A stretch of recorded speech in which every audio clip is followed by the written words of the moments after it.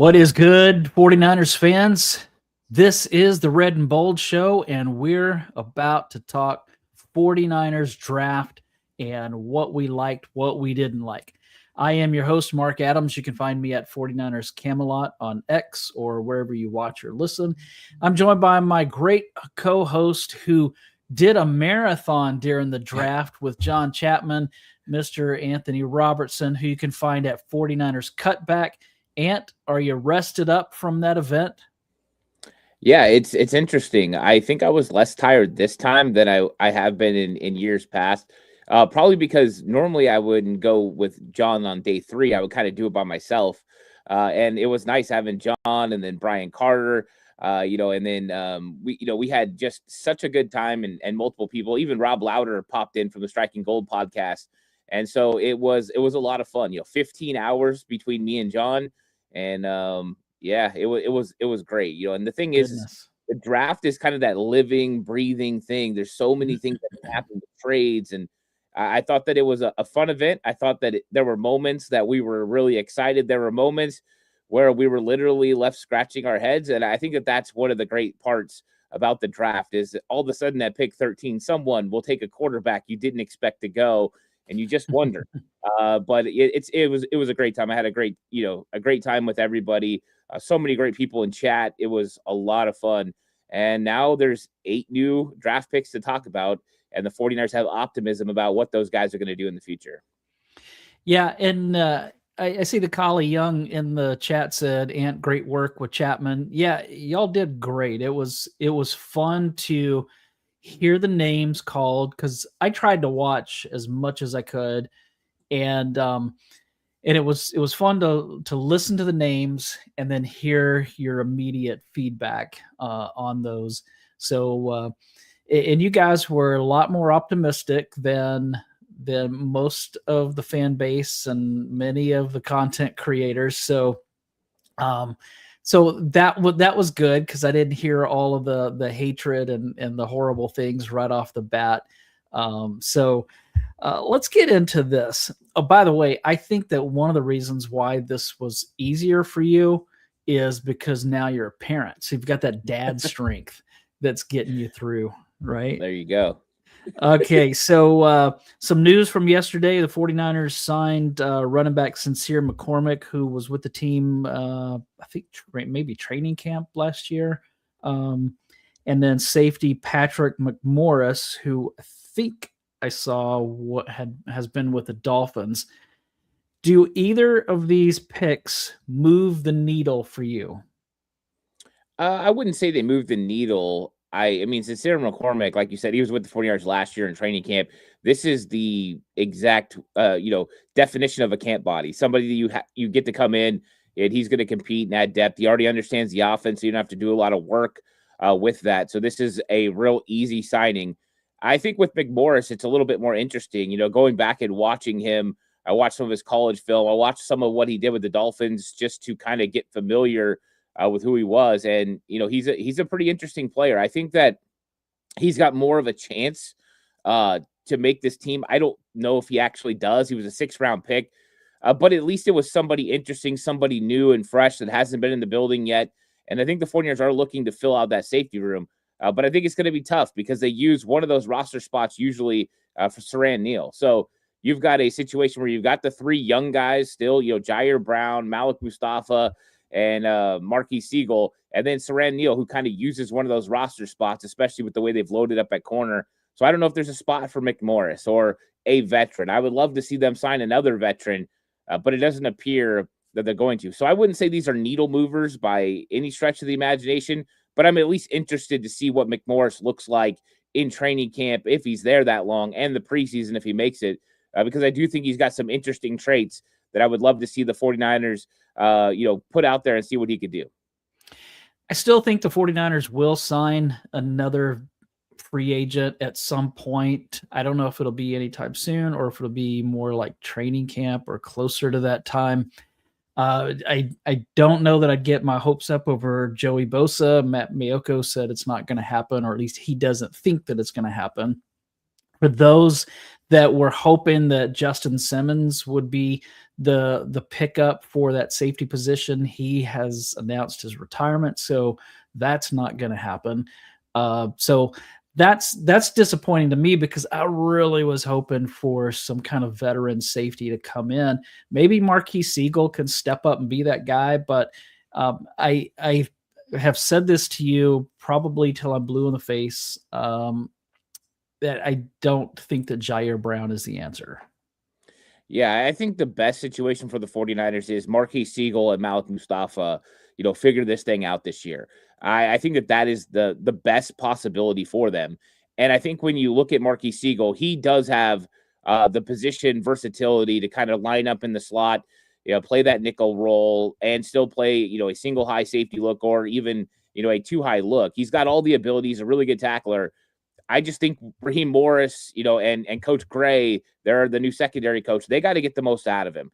And I think that if they can get the most out of him, he's still got a lot of potential. And so I'm still optimistic about that. And if Malik Mustafa can just return to some of what he did as a rookie, I thought last year, went back and watched some more film of last year, he just looks out of sorts. I think that injury really put him behind the eight ball. He was never really able to get back into form. So I'm expecting an improvement from Malik Mustafa from what we saw last year, and I'm hoping Marquis Siegel takes a step forward. And then we can start talking about the safety room being a little bit better. But make no mistake, what the 49ers did in the draft will help that secondary because they added some more guys up front that can rush the passer, and they need to get a lot better at doing that. That's going to make life a little bit easier for that secondary.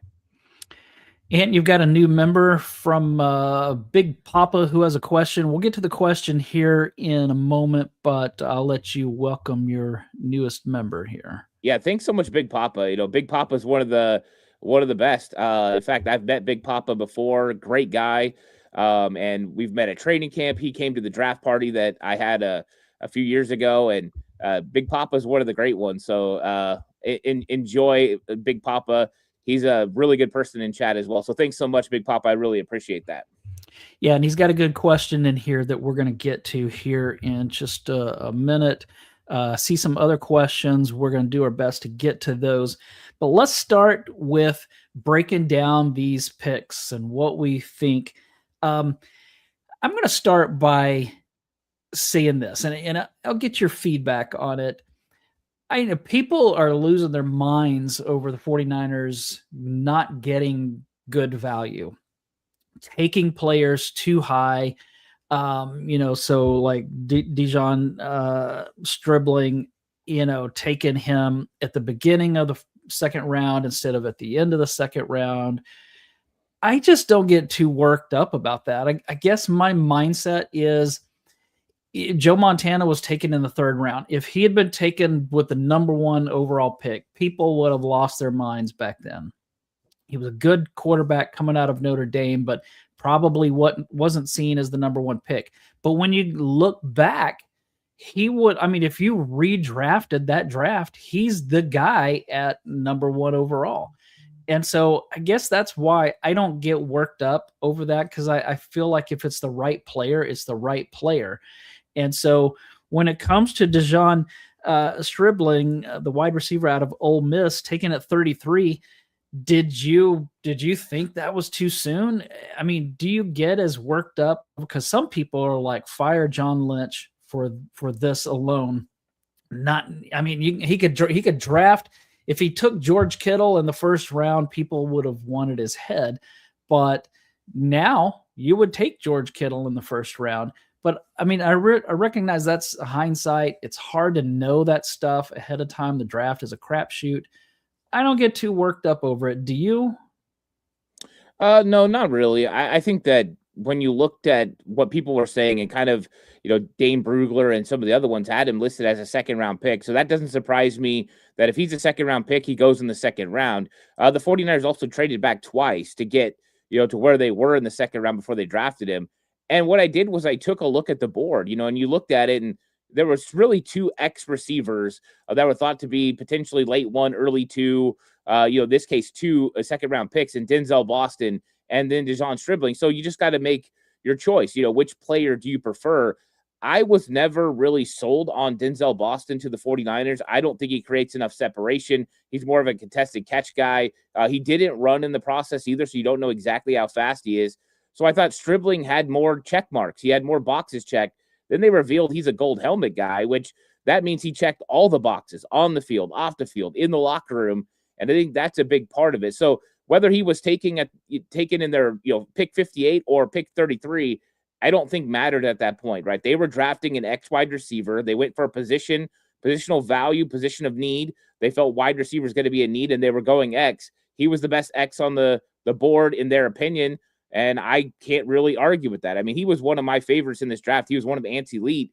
He was on John Chapman's Rush Crush. So this is a guy that was definitely thought to fit the mold of what the 49ers were looking for. And I think they have a distinct vision for what he's going to be in the future. So I didn't get too hung up on it. I was surprised in the moment for sure that they drafted Stribling that early. I had heard he was moving up boards. I just didn't realize he had made it, that far. But once you took everything into account, probably once they had looked at their board vertically, he was probably the number one wide receiver they had left. And so that's what you do. You go and you take your wide receiver. The big conversation was they passed on Omar Cooper Jr. But let's not forget, Omar Cooper Jr. is a different wide receiver than Stribling. Stribling will play X in the future. He's going to play big slot now, X in the future. Omar Cooper Jr. is a Z. That means Ricky Pearsall's position. So even though he had dynamic ability inside, in the middle of the field to make plays, he was just a different fit. That's why what they were looking for was an X receiver, and that's the direction they ended up going. So it's not really an apples to apples comparison. Even though they both play wide receiver, it is a little bit different. And I think a good point in the chat from Big Brick 84, if the rumors are true in that the Titans or Rams were going to take Stribling in round 2, I can't get mad at them for reaching for him to block them from getting him.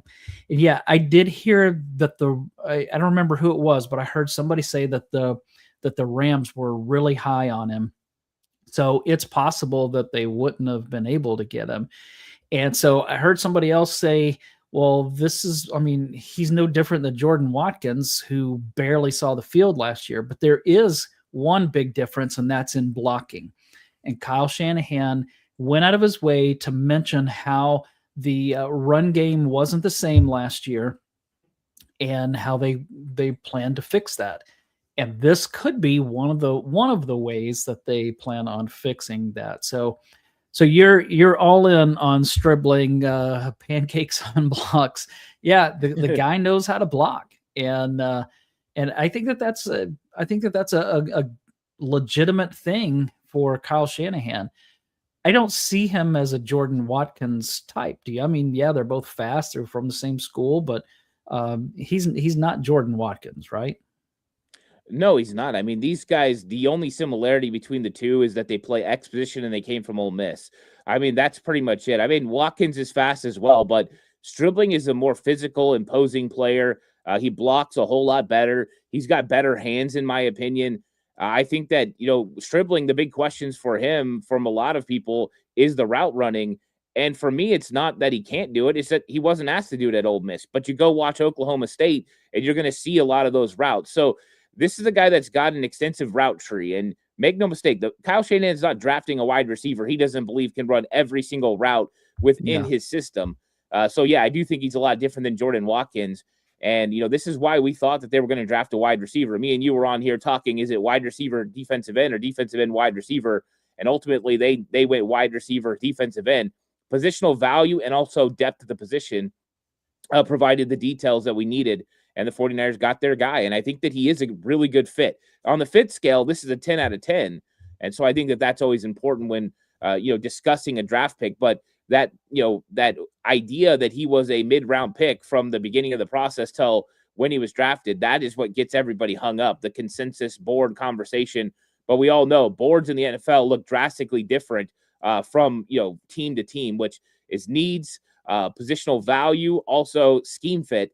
Some people might not have had Deshaun Stribling even on their board. So it's always one of those interesting things about the draft process.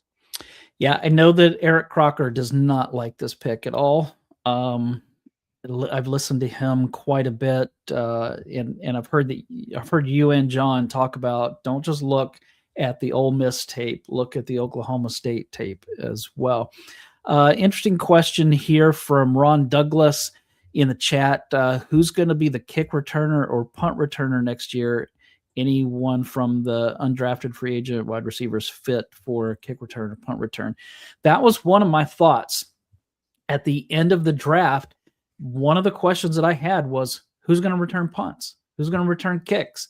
I mean, they didn't bring back Sky Moore, and they didn't really, that's one of the reasons why I was hoping for Concepcion, because he's a punt returner. Like, is it going to be Jacob Cowing again? I think it's Jacob Cowing or Jordan Watkins. That's their way to make this football team. And I think barring an injury, it's either or at this point. I don't think both of them make this team. So they're going to be competing for that job. And I think when you look at who handles punt return and kick return, it can be two different players entirely. Right. Because I think that Jacob Cowing and Jordan Watkins are built for punt return. Even when you look at it, the best is Ricky Pearsall. So we'll see what happens with all that. But when it comes to kick return, expect it to be running backs. Jordan James, Kalen Black, Isaac Garendo. If Garendo ends up making this team, I think those guys are more likely. You could even throw out another guy at the cornerback position, a guy like Jack Jones, somebody like that as well. They're going to look for an edge to make this football team. That's how those guys make it. I think that they've got an idea. I don't know exactly who that is. You're right. The Casey Concepcion thing made the most sense when you're talking fit for special teams and wide receiver. But they win it, Casey Concepcion wasn't available. So now they got to go to plan B. And I think it is one of those wide receivers as far as punt return. And then maybe we'll get a little bit interesting with some of those running backs when it comes to kick return. Yeah, it's not going to be Junior Bergen, I don't think. A fan favorite pick was Romello Height out of Texas Tech, the edge rusher, later in the third round. At pick 70, I guess. What did you think about this pick? This seems to be the one that the fans liked the most. So how does he fit? What do you see him, third down kind of pass rush specialist? Yeah, this is the one I got right. I had actually predicted. I didn't predict any trades in my final mock draft, but I did predict Romello Height. So I had him at 58. Getting him at 70 is really good value.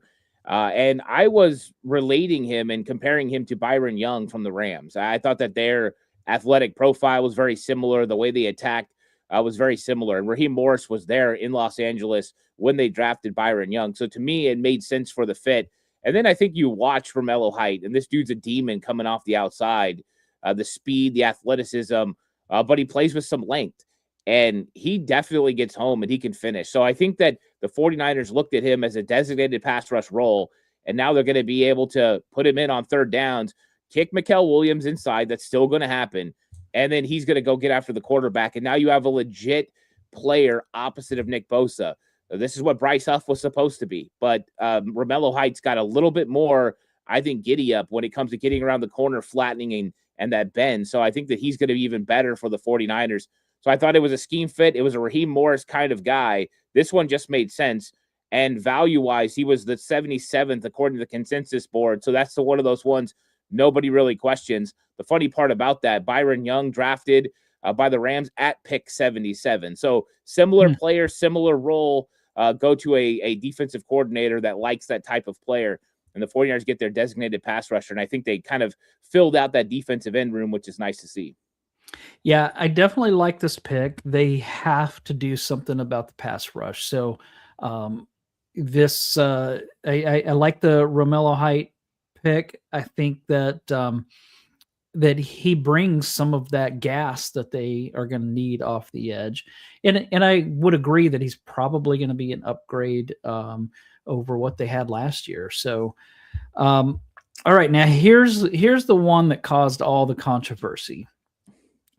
In the third round, they took running back Kalen Black out of Indiana, national champion, extremely talented athlete, but it's a third round draft pick as a running back that we've seen time and time again. What were your thoughts on this? Because people are losing their minds over this pick. And this is a good running back. Now, I will say, I didn't hate the pick, but I was really confused by the pick. And I posted on X that the 49ers draft was curious. And this was one of the main reasons why I wrote that, because Kyle Shanahan told us during the NFL meetings that he wanted to find a running back that could back up Christian McCaffrey that was similar to McCaffrey, that had some of the same skills, so that when he called plays, he didn't have to worry about if Bobby Turner had somebody else in the game. And he talked about calling some plays last season that he had in mind for McCaffrey, and Brian Robinson was on the field. So I'm expecting a running back like that. But Kalen Black, I don't know if he has those skills. He wasn't used at Indiana as a receiver out of the backfield. I think that wherever he was before, I heard somebody talking about how he was more of a receiver there. Maybe it was on with you and John. I don't remember. But what did you think about this pick? Did you hate it? Did you love it? Or you're like, we'll just have to wait and see. Yeah, I think at the moment I was surprised. I didn't expect him to go running back. I kind of thought they were going to go defensive tackle or offensive line at that point. There was real value for defensive tackle and then interior offensive lineman. They didn't. They decided to wait on those for the next two picks, and they went running back. And Kalen Black, you're right. James Madison, he showed that he had the ability to catch the ball a little bit, and I think that they're looking at his skill set, his vision, the fact that he can change direction pretty well. He also has, the ability to kind of run through arm tackles. And I think that that's what they were looking at. They were looking for a running back first, then a pass catch option second, which is differing from what you said, Kyle Shanahan was looking for at the time. I think with Kalen Black, I had, a fifth round grade on him. But I mean, when it comes to running backs, it all just depends on the eye of the beholder. And I think you see running backs kind of drafted in all different ranges all the time. I think that he's pretty solid when it comes to running the football. I think the question is, how good is he going to be catching the ball out of the backfield? I think that's the same conversation point we had about Jordan James last year. And I think if they'd have taken Kalen Black in the fifth round, I don't think people would have really gotten worked up. I know I was expecting them to take a running back in the fourth round. So, just a little bit early. But this is what happens when you trade back. You give yourself the ability to take a guy wherever you want. And so they get another third round running back. I think that's the big hang up for everybody. Mm-hmm. But I mean, when you look at the prospect, he's big, he's physical, he's strong, he's got the necessary speed.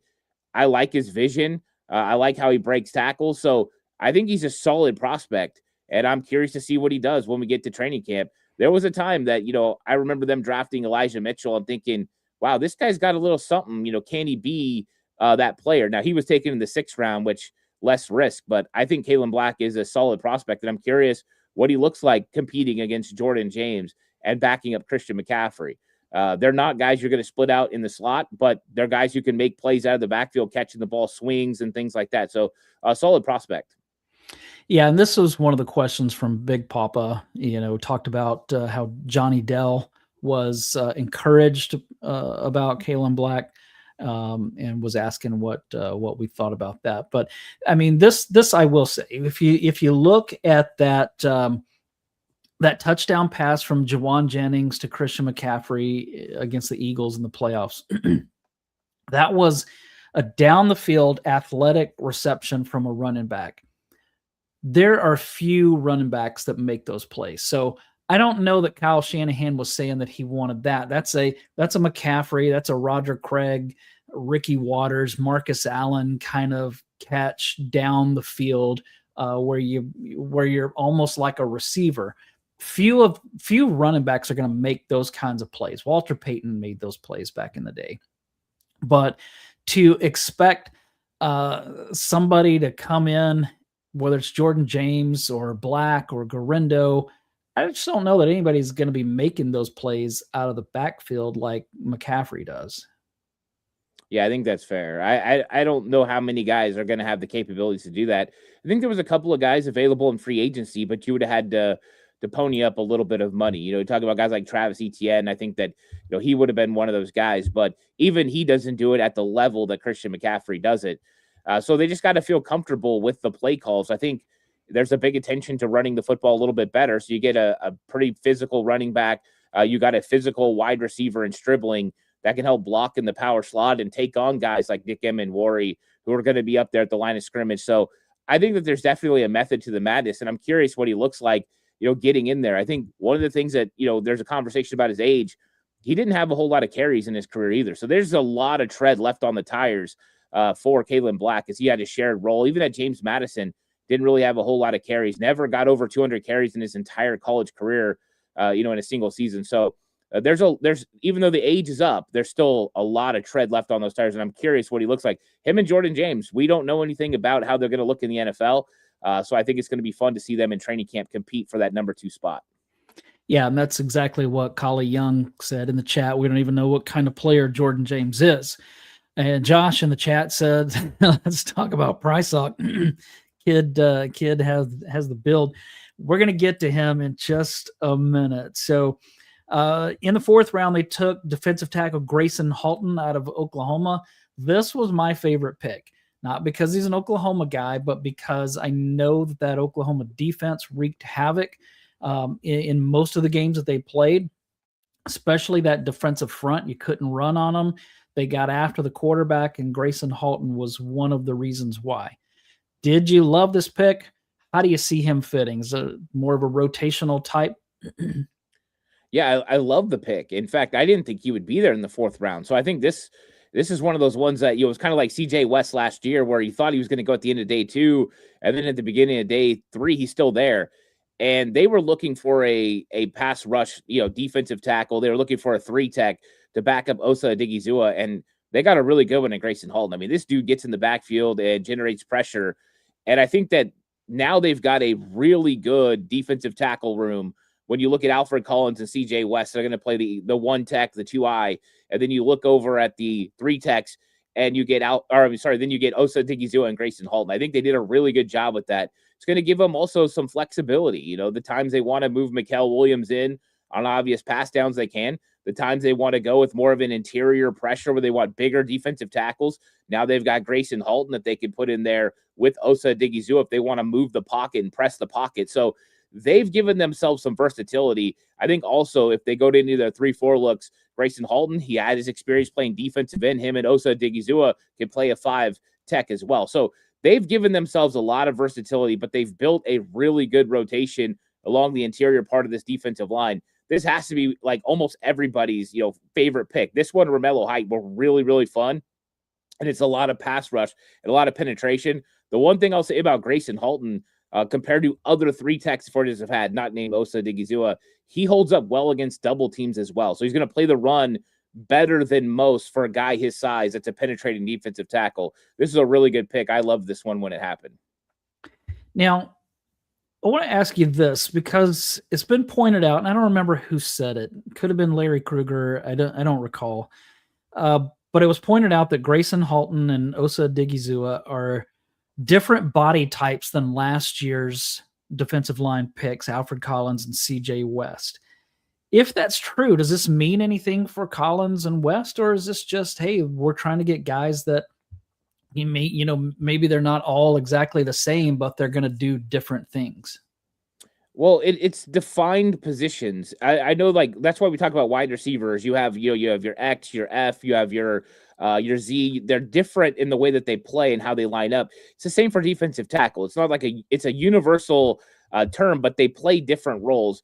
At defensive tackle, you have your 1 tech, which is like more like a nose tackle, and then you have your 3 tech, which is a guy that lines up on the outside shade of the guard, and he's your penetrator. He's going to get in there and he's going to cause problems, and they usually have different builds.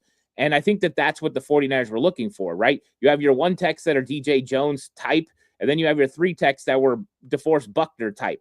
DeForest Buckner had the ultimate height. That's not what we're talking about. We're talking about like the 290-pound frame. That's what you're getting with Osa Odigizua of the Grayson Halton. You're getting 3 tech builds, penetrators. And then your 1 tech builds are Alfred Collins, who's a monster of a man, and then CJ West. And those guys are going to play your 1 tech. So these are defined roles.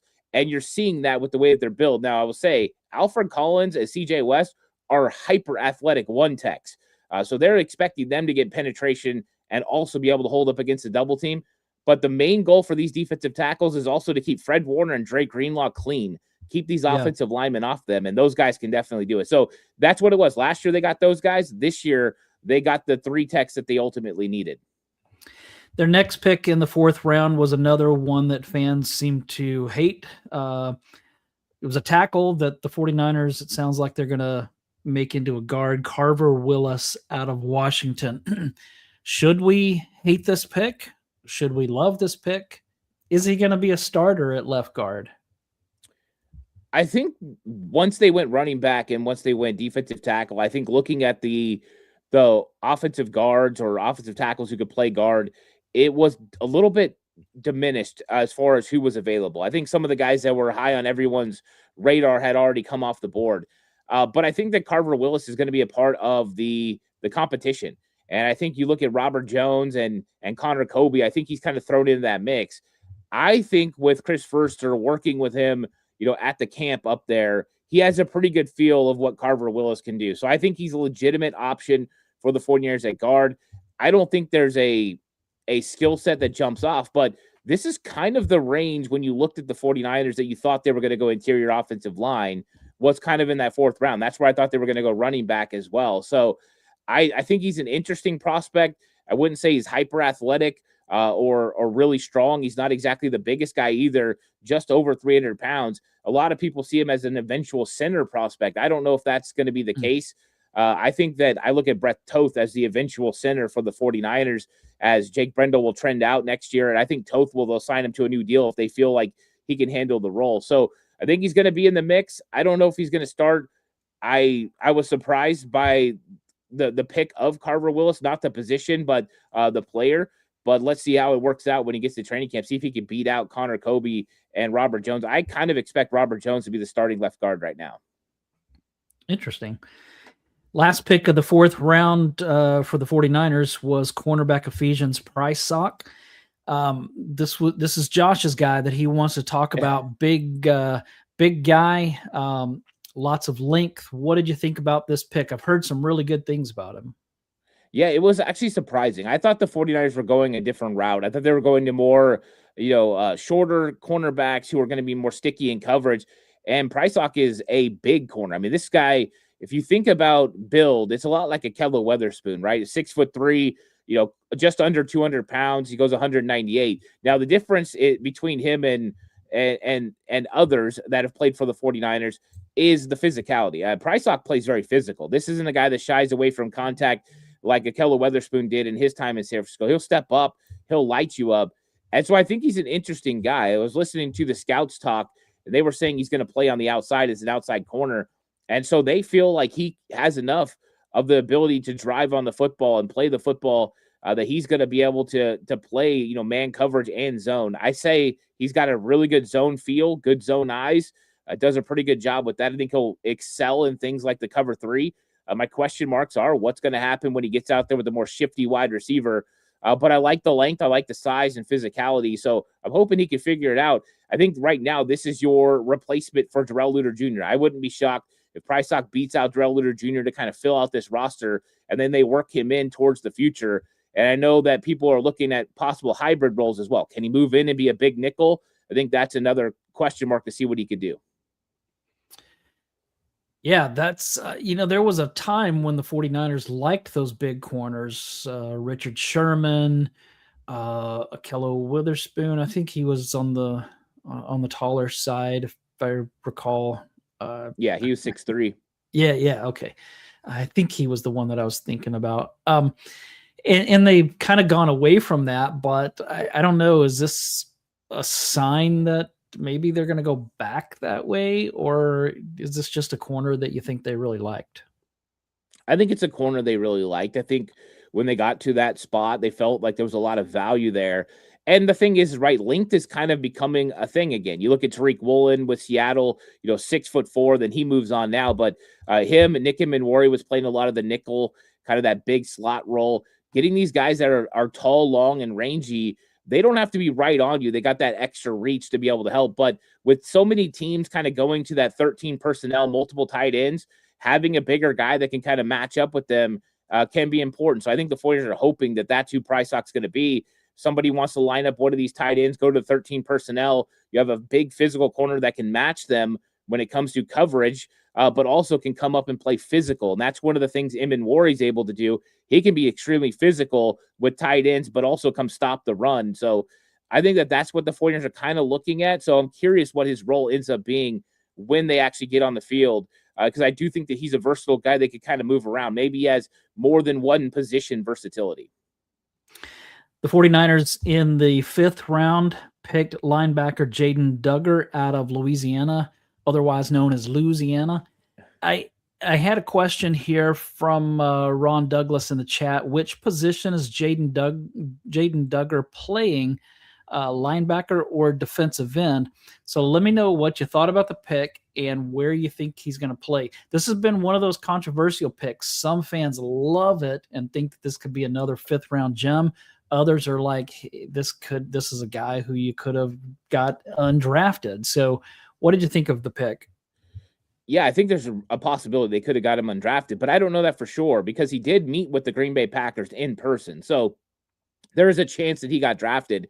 And I think that if you like a guy and you're worried that you're not going to get him as an undrafted free agent, you just go ahead and you draft him. I thought that this one came out of left field. I had only put eyes on him one time, and it was never to watch like actual game film. So I had to go back and really watch. I think that he's an interesting prospect because he was a safety at Georgetown, and then he switched positions. And Guy Haberman had a great interview with the Louisiana head coach where they talked about Jaden Duggar and his transfer to the school, and then ultimately playing outside linebacker, more of like a 3-4 type guy who would come up to the line of scrimmage and pass rush, and then them moving him to Mike because they needed him on the field more. They just wanted to see him make more plays.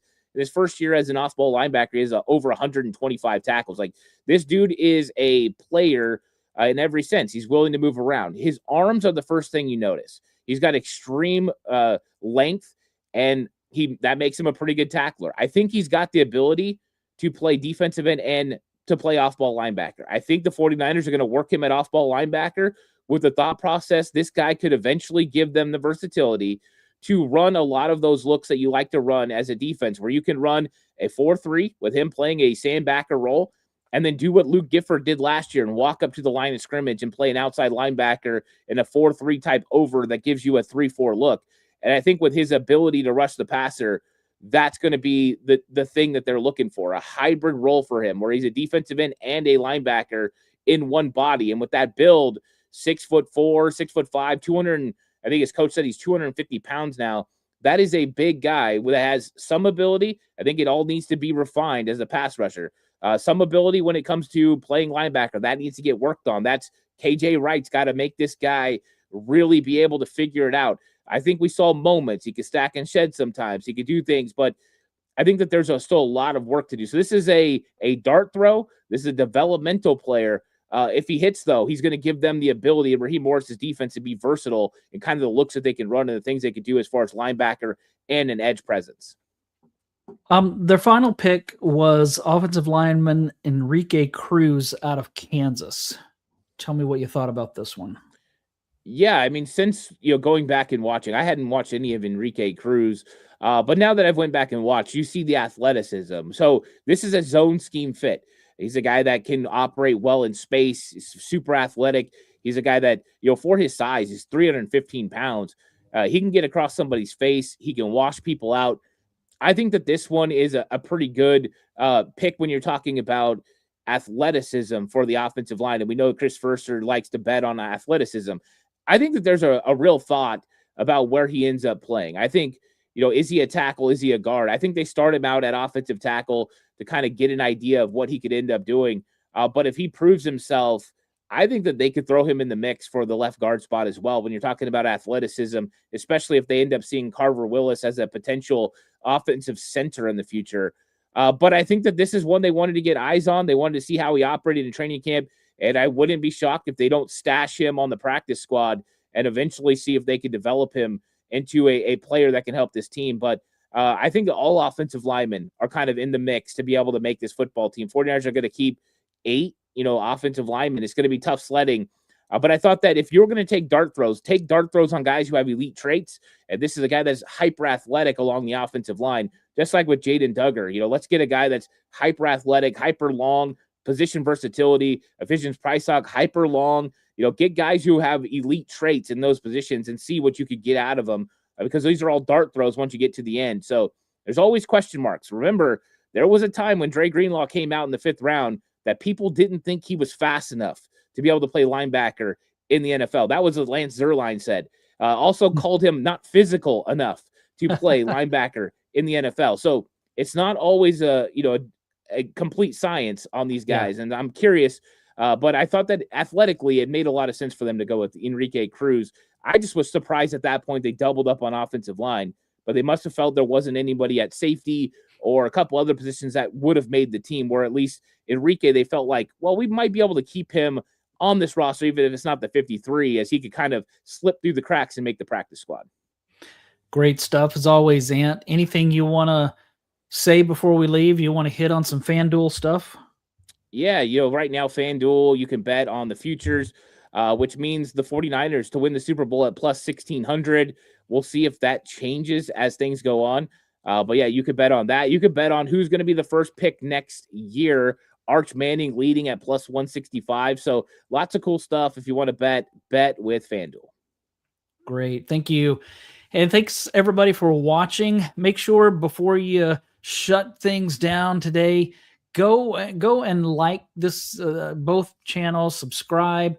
That really helps us out a lot. We would appreciate it. And like this video too while you're at it. We would appreciate that as well.